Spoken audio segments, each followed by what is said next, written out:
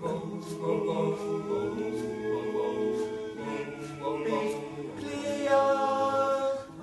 is maar met elke operatie. Een man beseer in grote nood.